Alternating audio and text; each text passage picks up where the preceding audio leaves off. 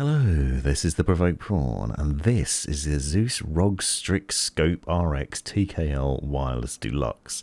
That's a product name that's quite a mouthful for a tiny, compact, 10-keyless keyboard, but it's important to pay attention to that name because the RX in the product name is actually an important part of the setup, because that means it comes with ROG's RX optical mechanical switches. It's available with either red or blue RX switches, and this one is with red switches. And this is an unboxing and review video where I'm going to be showing you what's included in the box, talking to you about the various specs, features and highlights of it, the various different parts that make it interesting, and then I'm obviously going to also do a sound test so you can hear what the keys sound like and more.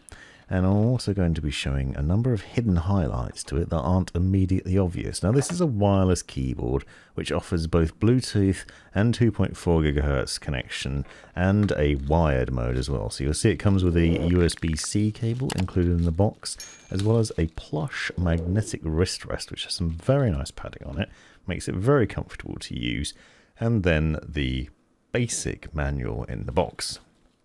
Now, there are a number of things about this keyboard which make it interesting, and some weird oddities about it as well that are quite curious, and you'll spot them as we go through.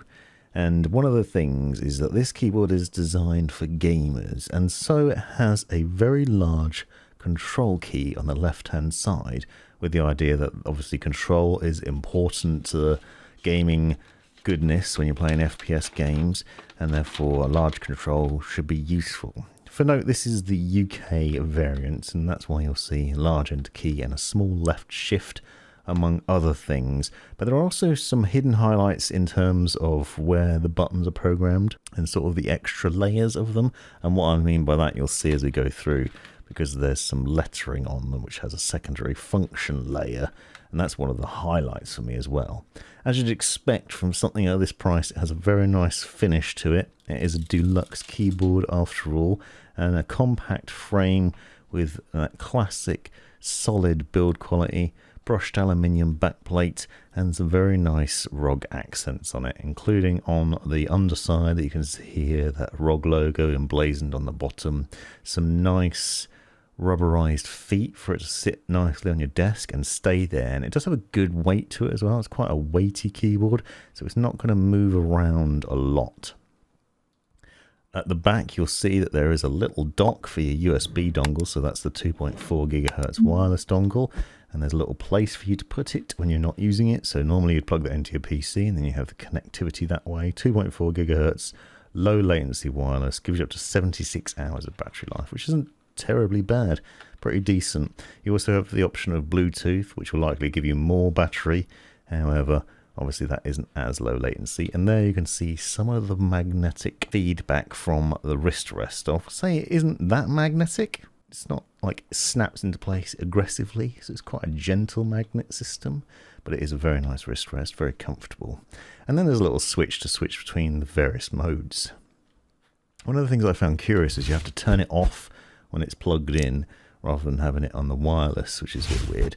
Now, you do have some hardware level controls. Immediately, you'll notice that there's a function key in the bottom right of the keyboard, and you can cycle through the various RGB effects with the left and right directional arrows, and you can turn the lighting up and down with those. One of the things that you'll notice from this top-down view is the F5 to F11 keys act as your media playback buttons, and they're actually defaulting to that as well, so you can play, pause, skip, stop music, adjust your volume levels all from there, and you can do it with ease directly on there, and it replaces the standard function buttons, but you can still press the function key and then the insert button to turn the function lock on and off, which is curious and wonderful. Now I'm going to be quiet for a second so you can hear the key presses. I'm also going to do a separate video on this, I'll link to in the description if you want to hear them, and only them.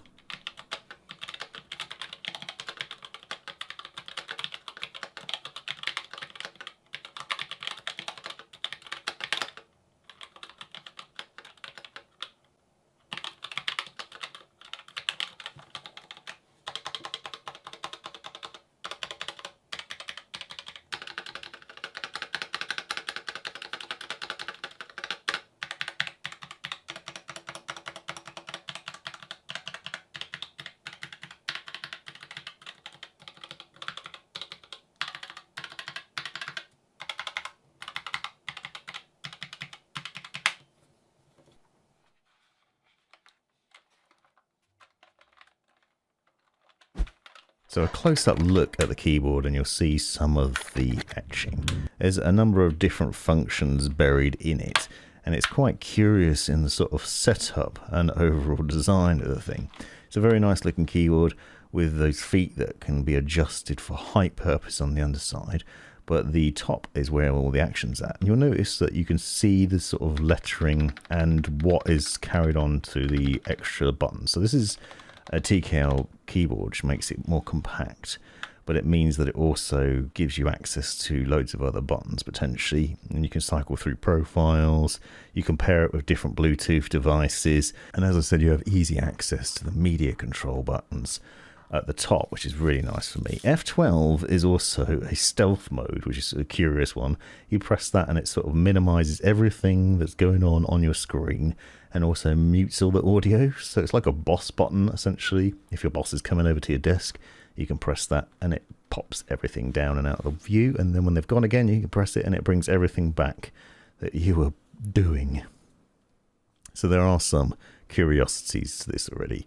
Now, with the 2.4 GHz dongle, you also have a little extended adapter that you can plug in. So essentially this could sit near your keyboard and then the cable can be plugged into your PC.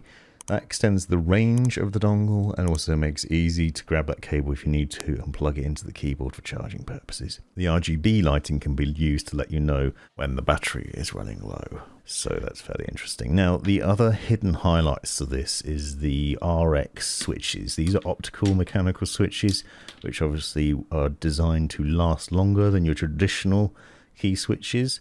They also have PBT double shot keycaps on them, and what you'll note is that the design of these is quite interesting, because with something like control you have stabilizers on either side, but even the standard keycaps have those 4 pins in the center. They sit on each 4 corners of the key switch themselves, which means they're stabilized in a much more useful way than usual keyboard setup. You'll find that Cherry MX key switches usually have a cross pattern which goes straight into the center of the keys, and that can lead to some wobble. Now, with larger keycaps like spacebar and enter key, you usually have these sorts of stabilizers that use metal pins on either side to stabilize the keycaps. These are stabilized in that way, but also with the 4 pins on either side of the key switch, so you have multiple different points where it's stabilized, resulting in a more comfortable fit. Now, one of the things that I found almost immediately, and you will have heard earlier in the video from the key switch test, is that these are very comfortable to type on, and they are also very pleasant. For a main brand gaming keyboard, this is a very nice setup in terms of the key switch design, the comfort, and the actuation for it. Despite only being red switches, they are optical switches, and they are still very nice. They're nicely stabilized, and they're nice and quiet to type on. They're not too obnoxious, not too loud, and they don't give loads of feedback. They are indeed wonderful switches, and I'll leave all the specs in the description. You can get RX blue switches, which are a bit louder and give you more feedback for typing, but for gaming, red switches are preferable. They actuate really quickly and give you good response, and I've certainly found this is a responsive, comfortable, and enjoyable keyboard. One of the things that is a curiosity, though, is the fact that they've opted for this large control button. Now, usually a lot more of the other brands are going for standard bottom row layout, which means that you can use your own keycaps. You won't be able to do that with this keyboard because of that setup. Also, because of the ROG's RX keycaps and not the Cherry MX style, it means you'd really struggle to find keycaps that you could swap out on here anyway. You would have trouble to find keycaps that would fit on this design, so you're really stuck with the keycaps that it comes with. These are PBT double shot keycaps, so they should last a fair amount of time. However, one thing that I will note is that the RGB lighting doesn't shine very well through the etching, and I'll show you some more of that a bit later on. Close-up look at the keycaps, though, and you can see they are exposed ever so slightly, and you sort of see the solid optical design of them and the way the mechanical pin bits work. Very nice setup in terms of that. I think this will be very durable over time, and it will resist breaking a lot longer than traditional mechanical switches, and it has a very good look and feel to it, and overall oozes quality in a number of different ways. It is unfortunately let down a little bit by that RGB lighting, but it does have some really nice highlights to it, and I like a number of different things about it. It's solidly built, and obviously the multiple different connection options and other things are really interesting. You also have the ability to record macros on the fly with the left Alt button, and there's a disable button where you can basically press and hold your function key and your Windows key, and then that disables the usual Windows buttons so you don't accidentally press that while gaming. So not only do you have large control, but you then can disable Windows key, so there's absolutely no danger of doing that, and you have easy access to the control key. Without the RGB lighting on it though, do find that the keycap lettering is very dark and dull, and actually what I found is that the secondary layer, where you can see the number keys, for example, the accents for the pound sign, the dollar sign, percentage and stuff, such, stands out a lot more than the actual keycap lettering itself, which is very odd. And now I want to give you a close look at the RGB lighting and what that's like. So this is on my main desk plugged into my PC, and you can see the RGB lighting. This is turned up to maximum, but you'll see if you look closely at the caps lock, for example, and the control key on the left, the lettering isn't shining through properly. When you turn the RGB lighting completely off, you can see what I mean about just how dim and unobvious the main key lettering is. So it's quite stealthy with the RGB lighting off. This is either going to be good or bad depending on your personal preference. The RGB lighting on this certainly isn't as nice as the RGB lighting I've seen on other keyboards recently. SteelSeries always has some excellent RGB. ROG's Vulcan lineup is superb for RGB lighting. This keyboard does have per key RGB, and you do have various different hardware effects that you can see, as well as RGB lighting that you can adjust within the software that I'll show in a minute. But generally speaking, it doesn't really blow my socks off in what you get. Now bear in mind this is under heavy lighting for video purposes, so it's quite hard to put across the RGB lighting, but it's not particularly bright. The lettering doesn't shine through very well, and that's partly because it's PBT double shot, so you do see a lot of this on a lot of other keyboards as well, where you have those double shot keycaps. They're designed to be durable and to hold up over time so the lettering won't wear out and they'll just work for a long time to come. But one downside is that RGB just doesn't shine through as nicely, so it doesn't look as nice. It looks quite dull, and that is certainly very stealthy when the RGB lighting's turned off. But it does have some nice reactive effects that you can see in action here, and these are quite pleasant on the eye and quite enjoyable. And more importantly, it's very comfortable to type on and really enjoyable on the fingertips. Now for a look at the software. This is in ROG Crate, and you'll see that there are a number of different options here. One of the things I want to reiterate is that as standard, F12 is defaulted to stealth mode, so that means when you press the button everything will minimize, but you can reprogram a lot of the things. You can see there's a lot of different options in here. You could have one to launch Armory Crate, for example, open a specific website, set up macros. You'll also notice that you can disable Alt and Tab, Alt and F4 and other things easily from in here.